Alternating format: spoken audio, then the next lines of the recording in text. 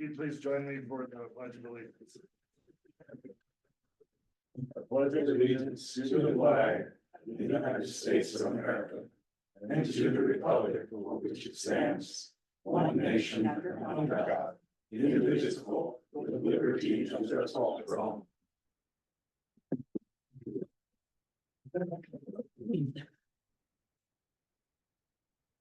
Start off with a roll call. Lawrence Davis. Here.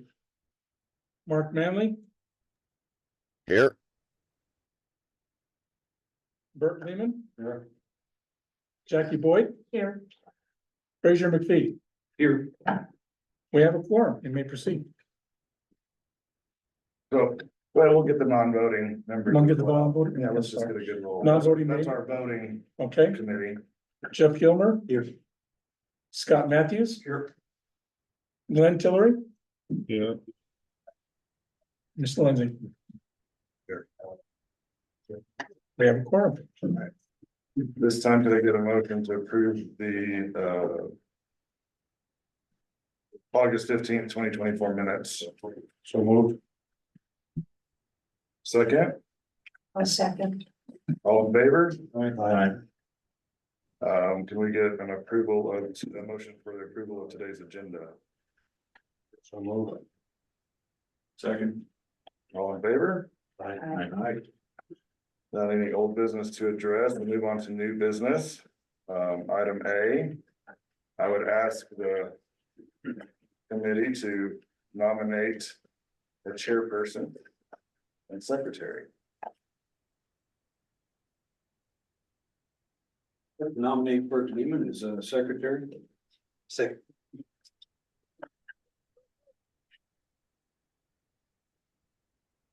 I'll need is there a second? I'll second. Okay, discussion. Any discussion? I'm not a very good secretary. But I will attempt to do it. Well, you're gonna get out of chair if you take secretary. So with that, any further discussion, I think we would do a roll call vote on, for our voting members. Okay. Roll call vote for Bert Lehman to be our secretary. Lawrence Davis, Yes. Mark Manley, Yes. Bert. Jackie Boyd, Yes. Fraser McPhee. Yes. That gives Bert. Accept. So. Okay. Is there a nomination for a chairperson? Like to nominate Lawrence Davis as the chairperson. I'll second that. Discussion? Expecting that. If there's no further discussion, I think a roll call vote, for Lawrence Davis is chairperson. Okay. Roll call vote for Lawrence Davis to become chairperson. Lawrence Davis, Yes. Mark Manley, Yes. Bert Lehman, Yes. Jackie Boyd, Yes. Fraser McPhee. Yes. Pass. Thank you, gentlemen. So at this time, I'll turn the meeting over to our chairperson, Lawrence Davis. I have the agenda. Here, the copy right here. And I'm not accustomed to doing this. So. Okay, I guess, item B is up on the new business, and that's report on any pending and outstanding grants that Colfax County has. Did we receive that report? So that was on my to-do list. We have not received it yet. Mike Provine will be getting back to us though with that. And I'd like to make sure if he's got any sort of a compliance plan or documents that are required, that we get those along with those grants, because there should be a plan that goes with it according to the FAA. Correct. Documentation. And we looked for it, but couldn't find it. And I think the proper name is compliance plan, is that correct? That's correct. Okay, well, that takes care of item B. Item C, report back on legal advice regarding MOU and resolution to Colfax County. Okay, so I can address that, the resolution for the village has been written. And it's been written for the village and for the Colfax County Commission. And we'll go before the commission on September 24th, which is a Tuesday morning. And then we'll come to village council that same day at 5:30 in the evening. So long as we do have a business plan to submit with the resolution, no later than September 17th.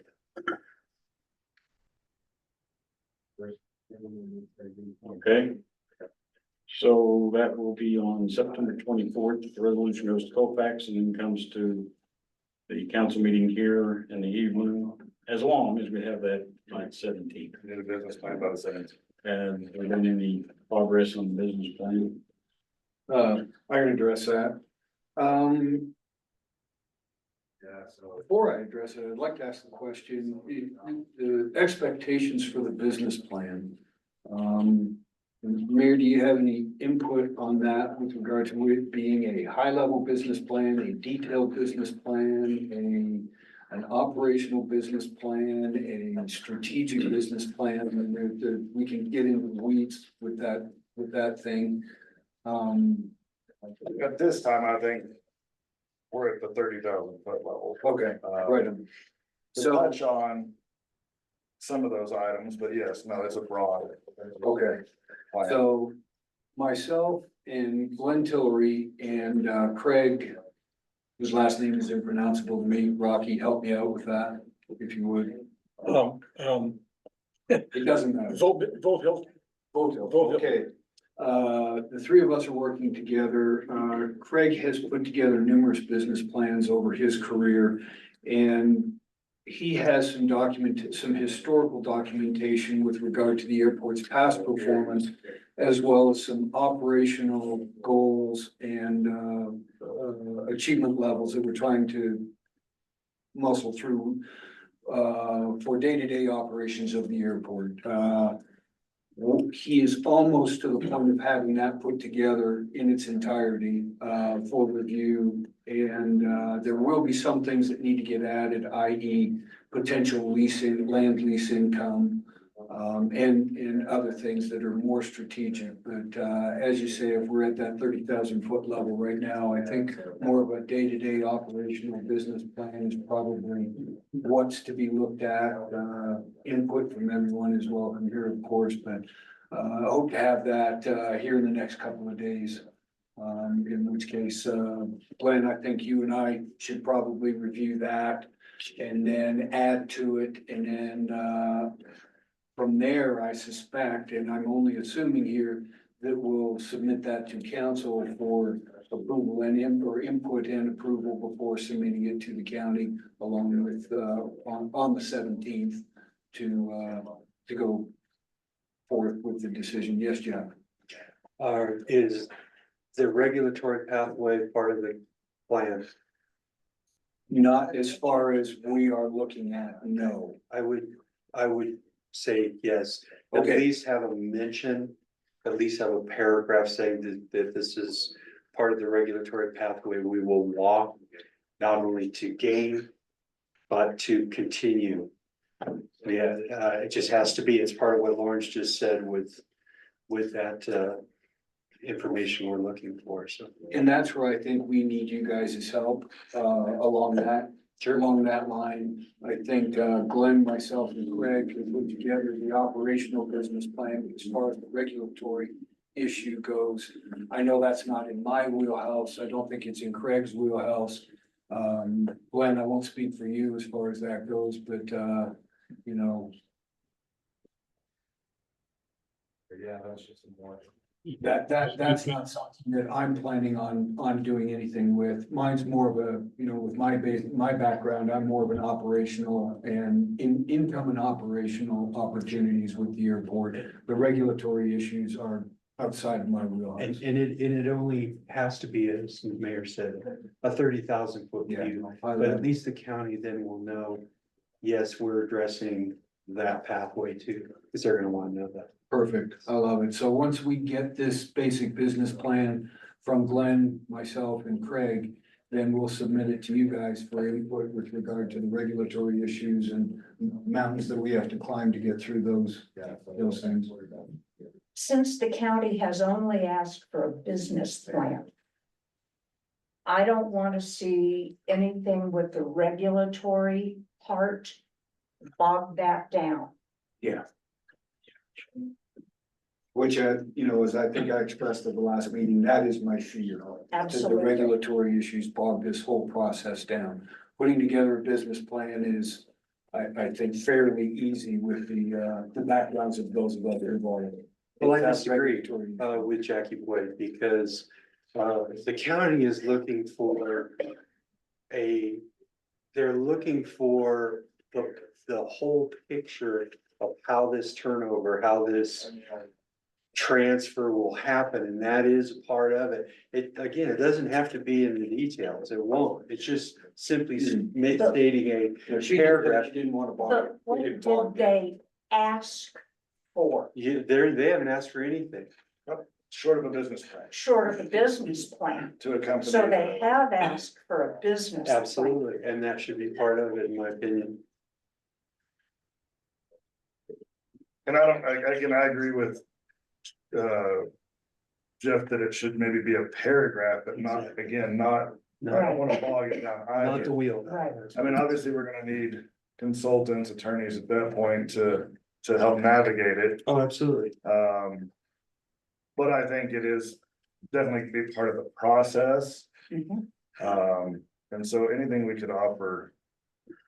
I think would be beneficial, but again, let's keep it. Keep it high, broad. absolutely. Mayor Lindsay, if I could just, I have had a tough time because I've been traveling, trying to connect with Guy Ruel at Dubois and King. He is the director of aviation there and has a significant amount of experience on the regulatory side of things. As soon as I'm able to connect with him and at least discuss what's intended here at a high level, see if there's gauge any interest, that kind of thing, I'll report back to the committee right away. Thank you. Is that the consultant? No, It's a possibility of a consultant. Oh, okay. Am I correct, Mr. Manley? So that would fall into our next discussion item, but definitely intermingles here. Was part of the discussion on C, at all whether the city of Angel Fire has any legal shortcomings as far as owning an airport? Has that been looked at as well? It has, and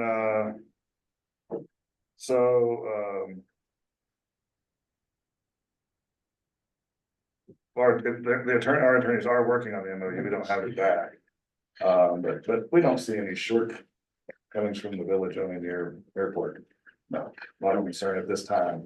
Couldn't think of any, but Yeah. myself, but I just thought I'd ask a question. No, they worked on the resolution and now are looking at an MOU. Okay. So that should be resolution. Any other comments on item C? Oh, okay, moving on to item D, report back on any proposals on consultant possibilities to build a business plan. And I think it's actually more than that. Build a business plan and consult with the legal requirements for the FAA. Anyone have any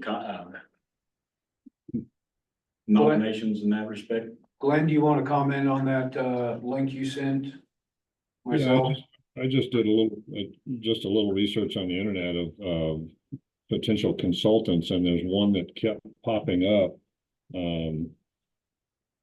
One moment here, I don't remember the name of the company. They're based out of just south of Denver, Centennial, Colorado. Aviation Consultants or something is the name of the company. I can't remember. Let me just do a little search here. But anyway, they have a very comprehensive website that talks about all of the different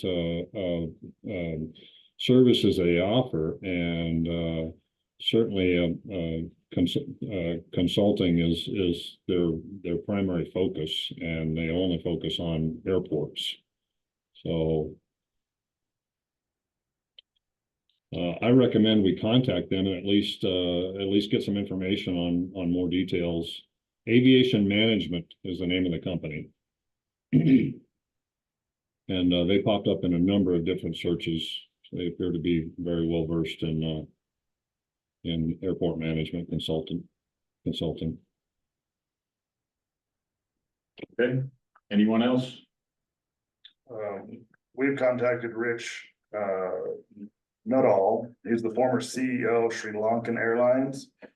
And he's ready to work with us on this, but he would not be available until October.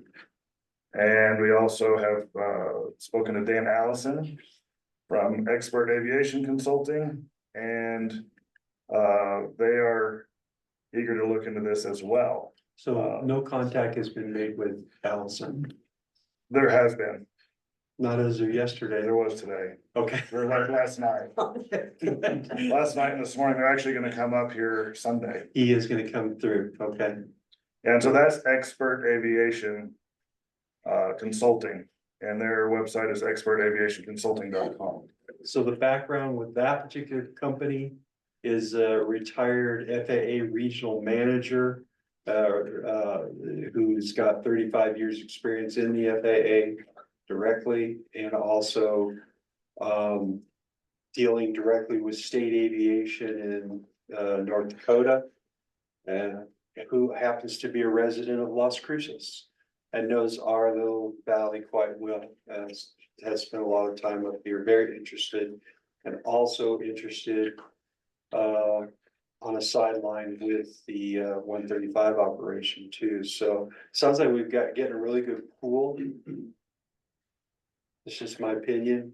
I think that if I can throw this out there, we have to be careful, and when we're looking at aviation consultants, a lot of times when people talk about airports, what they're talking about is the management of the daily operations of an airport, which you could think of all things included in a major operation. What we're talking about is governmental transfer in FAA, in the FAA world. It's a very different animal than operational. So those considerations, I think this committee really needs to take to heart before, stamping a consulting firm. I believe Mr. Manley, the consultant he's suggested, fits that description. Correct. Yeah, that's my understanding, Mayor Lindsay. And apologies to the committee for not getting a little further along with this. Like I said, I'm traveling and I've just continued to miss him. And of course, today I couldn't add by 2. I needed to subtract by 2 to remember when this meeting was. So that was the hitch today. So apologies. I will get a hold of him as quickly as I possibly can and get back to you all. I thank you for doing that, and I think that's somewhere we have at least 3 potential candidates, and we'll have to come up with a process which we will hire that particular contractor. Any other comments?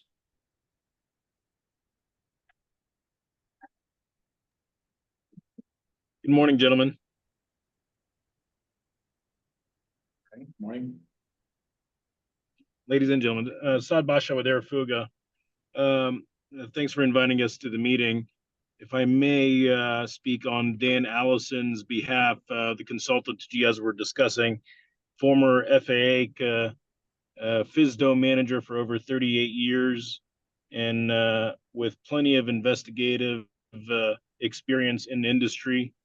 So I highly recommend him. He also works for me as well.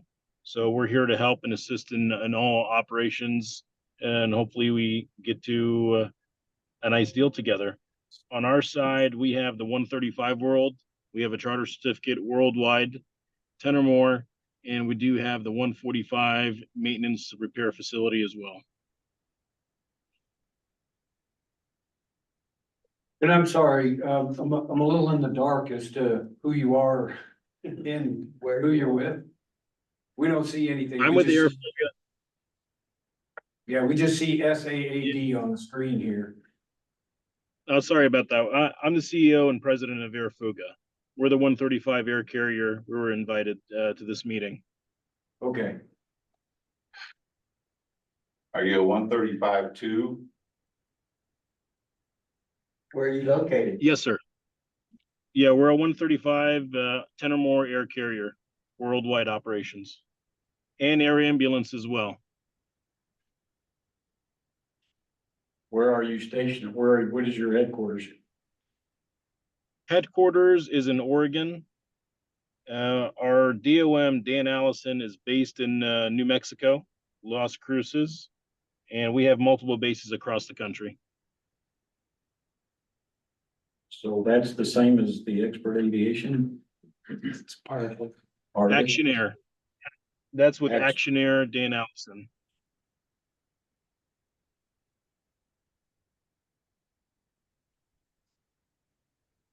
Okay, I guess that's a addition that we weren't aware of. And any other questions for him?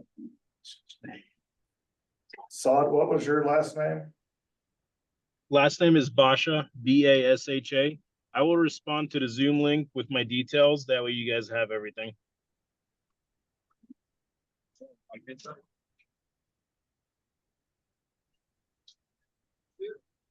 Okay, any other comment?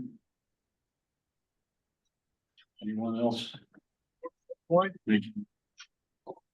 I have a question. What's the process for hiring a consultant? Does the village need to do we need to do an RFP? Do we need to prepare an RFP and then submit the RFP and wait for responses? What's the process? So, well, first of all, I would say that we get past the resolution phase with the county, before we engage any consultants, but it depends on the cost of their contract. If it's under $20,000, then there is no, we can just hire a consultant, that the committee recommends. $20,000 to $60,000, we would need to get competitive quotes, not necessarily competitive, we need to get quotes. And then we can, Yeah. we can go through 3 quotes, to determine which consultant we would like to use, and anything over $60,000 needs to go out for RFP.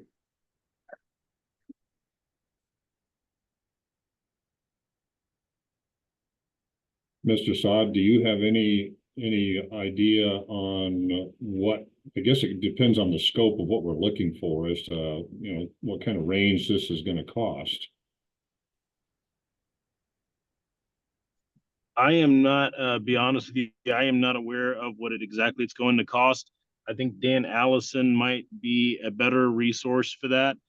And we would have to go through a descriptive, detail-oriented proposal to be able to give you guys an exact price on everything.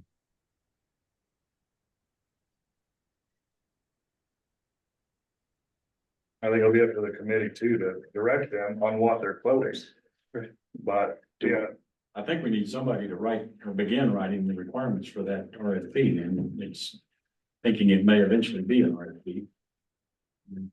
I would imagine it would be based on the time frame. If we're talking a year for this process, to transpire, then my assumption it would be over $60,000. Yep. So I think that's a good point, Mr. Chairman. You volunteer to write that? Is Rocky volunteering? Staff would be happy to assist in the committee. Yeah, we need some help. I like that term. Staff would be happy to assist. Happy to assist. Okay. Thank you, sir. Okay. Any other comments then on that particular part? We've got since the vote is not gonna be until 24th September, we've got nearly a month to work on that. Well, we need to have the business plan, the council no later than the 17th of September. Looking at the calendar. 2 weeks from today is the 12th of September. If we want to maintain a Thursday morning schedule. And hopefully have something from the committee to recommend. Would that be a good time frame? Good for you. Yeah, I think what I'd like to do is make sure that we have something to council from our end, Glenn and Craig and myself by this time next week for review and comment. And then we can modify it and have it ready for the next meeting 2 weeks hence, or 2 weeks hence from today. That sounds good. You talked to Allison, right? And if anyone needs to know Allison, forgotten her last name now. Dan Allison? No, Alan. Allison at Fort Yeah, Worth, that's our POC for Yes. this transfer. Lots of Allisons. Yeah. Yes.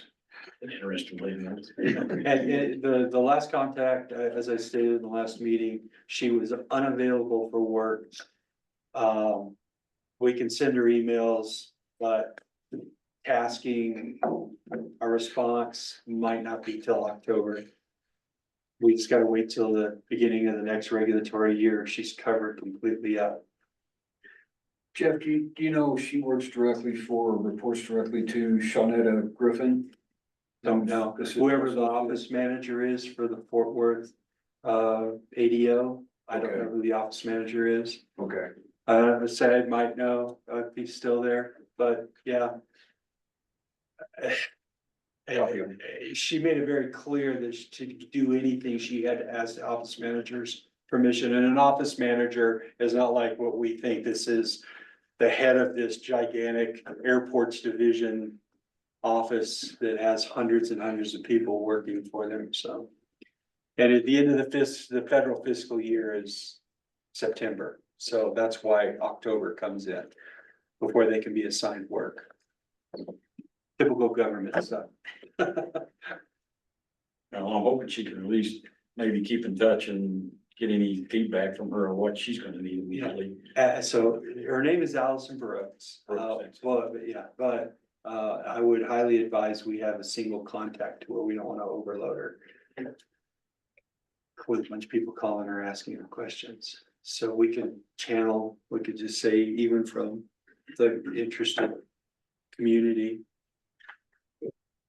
But Yeah, I was just planning on keeping her aware of what we're doing, where we're at in the process, so she Yes. knows that it's to be expected sometime after the 1st of October. I think we'll be ready to talk to her. after the last meeting, I did update her. Oh, okay, good. So she knew that things were moving forward. It was positive and that we understood her position, her time constraints. We'd leave her alone for a little bit. Could we get a synopsis of who's done what in the meantime between our meetings so that we can come to the meeting with some sort of background about what's happened? I would probably say that I need to be in on all this discussion so I can disseminate that information. Right. Jackie, you want to propose that we do weekly, every Thursday, everybody who's being tasked? Send Bert what we're Sure. doing?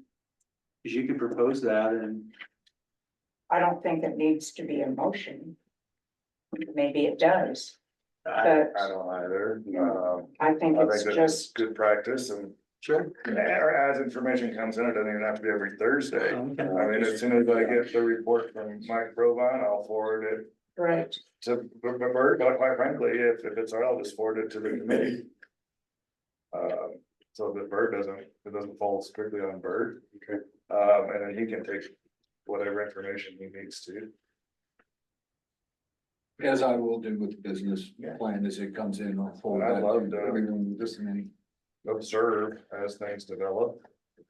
And we use emails to transfer that information. I mean, okay, Good idea. okay, good. Next. Status on resolution being drafted. I think you've already covered that, if I'm not mistaken, sir. Yes. And I'll give you all a copy of that, resolution as it has been finalized. I apologize for not having it this morning, Okay. but it is fine. And no issues noted with that, is what you said so far, I think. Okay, any other business? I have something. Yes, sir. And this is the operational side of the house. We're dealing with the legalese and transfer and so forth. But the airport needs its operational capabilities increased from what we have at the moment. If you're going to get better airplanes, bigger airplanes and so forth in here, if you're going to get more traffic in and out of Angel Fire, we're going to need better instrument approach capabilities than what we have at the moment. I'm trying to remember, we talked about the minimums the last time we were here, but it's like a decision height of 1,400 feet. 1,600 feet, depending on your category. And up to 3 miles of visibility for the D category aircraft. Aircraft categories are relative to speeds of approach and weight and so forth, but the faster the airplane is, more visibility they need typically. Correct. We briefly touched on an instrument landing system for here. I don't think that's appropriate. They're very expensive and it wouldn't get used all that much with the traffic we have here. But there are less costly navigational aids that can be located on the airport facility itself and give you increased accuracy for your instrument approaches in bad weather. If you're gonna get airplanes in and out of here routinely and you can't put an ILS in, you need something that's going to give you something around 501 minimums. An ILS is typically 200 feet and a half-mile visibility. The non-precision or less precise approach minimums at 500 and a mile would give you much better capability than we have at the moment. And probably could be provided with just a terminal VOR installed or a localizer. There are some new solid state comparatively lower cost systems where you get extended direct center line from the runway, gives you an approach that comes straight in.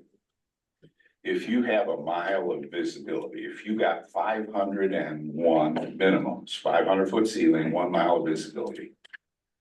When the typical turboprop or turbojet breaks out of the overcast, they're traveling at about 2 to 3 miles a minute. So if you have a mile of visibility, they've got somewhere around 20 seconds to pick up the airport, make adjustments to their flight path and get properly aligned to land. It's not a lot of time to mess with.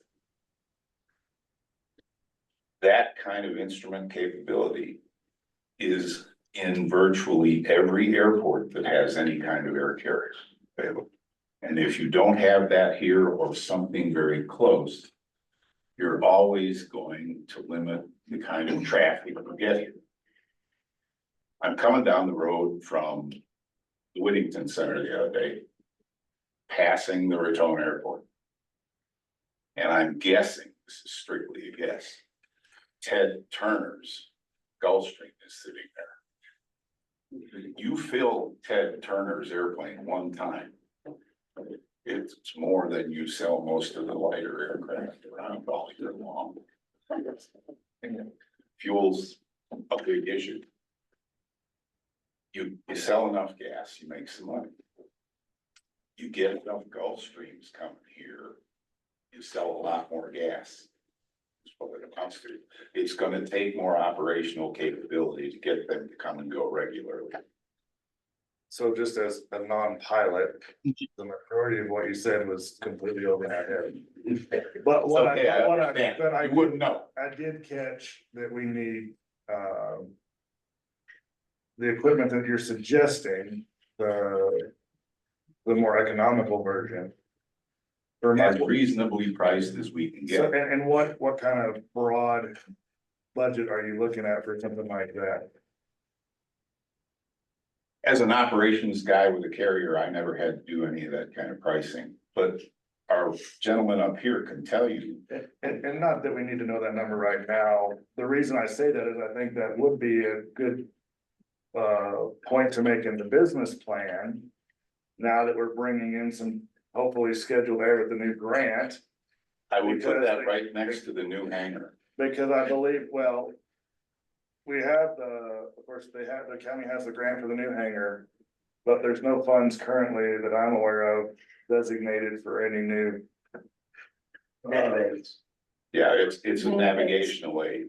navigational aids. And I think if that's something that that these air carriers are gonna be looking for coming in, and that Absolutely. should be. That's discussable. That's, Can you go that's with open. RNAV? Yeah, that's How- open for discussion if you need an Can you go with ILS. RNAV testing? No. No, I'm not advocating you put a full. You know, you've got terrain, I you've know, got but terrain this is- considerations in this valley, to have a straight in ILS to what, 200 minimum, you got that with You your. won't get it. You're never gonna get that, and it's your missed approach. And that's it's, really it's the restricting flying you. rate on the missed approach, yeah. You know, so you're not gonna You get have any, to you get- can't get any of that, you know, fit it in, So so. you have to get something that's less than 60. The hammer's coming. Dropping the hammer. Yeah. Okay, I think it's all really well known that we needed great improvement in a number of things around the airport. I had Winnie share to that list myself. Yes. Determination. And I understand the FAA will provide some of this money in part of these grants that we're referring to how we're gonna manage them eventually. So part of our plan is taking over this airport would be to improve navigation and safety issues in a number of ways, and that's just one of them, and there's several ways to go with the improvements, and I think some of that's been done already, Jeff. That's correct. We've had discussion over the last 2 years with both air traffic, tech ops, several other entities to start that process. Those are slow processes within the FAA, but part of the discussion was how do you fund it? And how it's funded is through grant monies directly through the FAA. It's a mute point now. It's a good discussion, I think, Lawrence, that and Fraser, that yes, it might be a sentence within the business plan saying, or part of the paragraph, a statement we'll talk about regulatory is working with the agency to improve thus, Approach capabilities. you know, which includes, I mean, because we have a vast resource of, you know, folks that can talk the talk, to get these things into play and get them funded in the future, but we can't do anything until we own the airport, because county ain't doing jack right now. And they're not going they to. don't have the money. They don't have the money. They don't have the money, so there's not gonna be any upgrades. No, Under the county, so again, back to the broader, and again, the county's aware of this. Yeah. So the broader purpose of this committee currently, that falls into any upgrades for any of this. Do are we not know gonna be made. the parameters of the grant that was received for air service? About what might be required of That's a the good airport? So Mr. Manley could probably speak better to that than anyone here. To put you on the spot, Mark. Excuse I- me, if I may. This is Sadwa there, Fuga again. I was looking at the airport, Angel Fire Airport. You guys do have a GPS, landing system already available at the airport. I'm sure a lot of everybody is aware of it. And it brings you guys down to approximately 1,600 feet with a mile and a quarter of visibility. but due to the mountainous terrain around the airport, it's limited to how low the instrument landing system can bring you down to. Now, as far as an ILS is concerned, that might be a bigger challenge just due to the terrain. And that's something that's outside my scope. I think Dan Allison might be able to shed a little bit more light on the requirements as far as obstacle clearance when it comes to that, and if it actually meets the APG minimums when you do a missed approach, if that would to happen. Okay, thank you. Climb on missed approach ends up being one of the big blocks. Exactly. But specifically with the air carrier grant that the county received, what's required of the Angel Fire Airport? Are there things that we don't have? Good question. Does Mr. Manley know that? That's what I was doing, Mark, chime in. Yeah, apologies.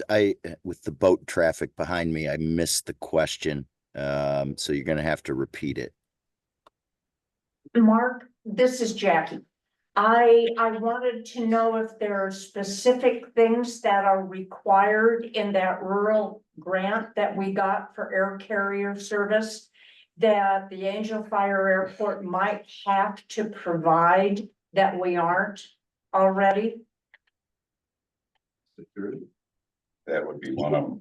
Yeah, so I do not know the answer to that at this time. I don't believe we have a contract yet. I haven't seen one. So it'd be premature for me to guess. You know, there'd be runway markings, there'd be additional visibility markings on the airport boundary. If an air carrier Part 121 was to operate out of here, they need certain things just in that regard. Sir, we're not, yeah, we're not even close. Yeah, okay, We're well, you're right, 135. Part 135 is really just 135, and they're just gonna go with the general 91 operation and all that Correct. stuff, so. Well, we can all surmise about this, but I'd like to see what's in the grant that was awarded and if there are specifics. So I don't, Mark, correct me if I'm wrong, but I don't think any of that language is in the grant. But what you're saying is when the contract is presented, it would surface at that time what the requirements of Angel Fire Airport would be. Yeah, that's my understanding, but also the carrier is gonna know what requirements they're gonna need. And we're still in the preliminary stages on all of that. So, yeah, I can't give you any more detail at this time. Jackie, last year when we're pretty close to getting where we are today. Advanced Air had no recommendations, well, except for the walkway that we've been complaining about for years. They had none, they had looked at it. And under their rules and under their guidelines, there was nothing in addition that needed to be done to start service. Now, that may change, so I think your question is excellent, and I think it really should be looked at carefully. This is where Said might do too, because he operates this type of service, and he might say, hey, you're missing this, but good question, really good In other question. words, sorry to interrupt, Jeff. In other words, I think what's being asked here by Jackie, correct me if I'm wrong, is that if there are provisions in the grant to where maybe there's some money in the grant to help provide a better localizer approach of some kind with better minimums to get aircraft in here, that might be a possibility. And, you know, BJ's question of budgetary issues with regard to improving the instrument capability of landing an aircraft here. If it's $20,000 to get something in there, maybe that grant can facilitate that type of a system or improvement and upgrade to the system, get better minimums. Fraser, so you being the airport manager, tell him, and Scott could speak to this too. You have an inspection that is done by airports. They pretty much identify, as it was well said, where 135 is not a far above 91. Yeah. These are parts in the FARs, that rules that have to be abided by. You would know, because that inspection, which is actually part of what Lawrence is asking for, is to see those records of that inspection and their compliance. that would speak to that. And what I understand is that it's the state that will help with grants to get those issues done along with the FAA. That's why I think Jackie's question is really good. Where do we need to go? But it's putting all those pieces together to get there, to get the answers. Okay, and that actually, most of that's not part of transferring the airport ownership money. It's something we will have to do immediately after we accept ownership. But it's not, I don't think, gonna be a condition for the transfer But itself. if the county has accepted that grant, Yeah, like if there's a requirement, we will. those inherit it. requirements would come with it, with the transfer. But that's gonna come with the proposal from the contract proposal from the air carrier. Yeah, Okay, well, I think we can move on from that one. That brought up a question I just remembered. Is there a New Mexico State Aviation Yes, organization? yes. Literally what it's called. Well, Yeah. Is that right? yeah, New Mexico State Aviation. Are we gonna be required to clear through them then as well? Besides the federal? Cause there's monies there too. Yeah. Okay, I was something I didn't know. We'll have to add that to our list of, maybe contact them and let them know that's our intent at some point here. Okay, anything else from anyone? None? Yeah, Scott? I'm going to beat this horse again. Last spoken from, conversation with Colgine was, we have a grant for updated runway lights and a beacon, which is gonna help with the navigational aids, argument. I know it's not instant approach, it's more visuals. So both that pertains, We have that already, correct? 2025 CIP. Oh, okay. Excellent. And that will include a PAPI, correct, which for those who don't know is a precision approach path aid. Yeah. Versus the one we have now, which is, Fuzzy. yeah, pulse light approach. Thinking it's not worthless, but it's not very precise. As pertains to this couple evening, but as to the ongoing argument of upgrading the insurance approach and approaches. Some of that's already set in motion, just the visual side, not the VAR or ILS. Where it's used for pilots is once you break out of the clouds and you see the runway, it helps you know how high you are, because in low visibility situations, it's sometimes difficult to tell what your height is. And with the mountains that we have around, it sort of doesn't help that Yeah, either. the second part of that, Visually. if I may interrupt these, the PR side of having a rotating beacon in everybody's living room windows. That's gonna be an issue. Oh, Is yeah. angle it high enough to clear the bridge lines? So tech ops, technical operations is the people that come out and build this stuff at the airports for the FAA. They're part of the air traffic organization. By the way, for those of you who haven't been in the military or around the government, they actually have people, I think, pretty sure they sit in an office and they make up acronyms. So you'll hear all this crap and you go, what the, you know, is it true? Okay, so technical operations has already stated that, again, it got put on hold last fall.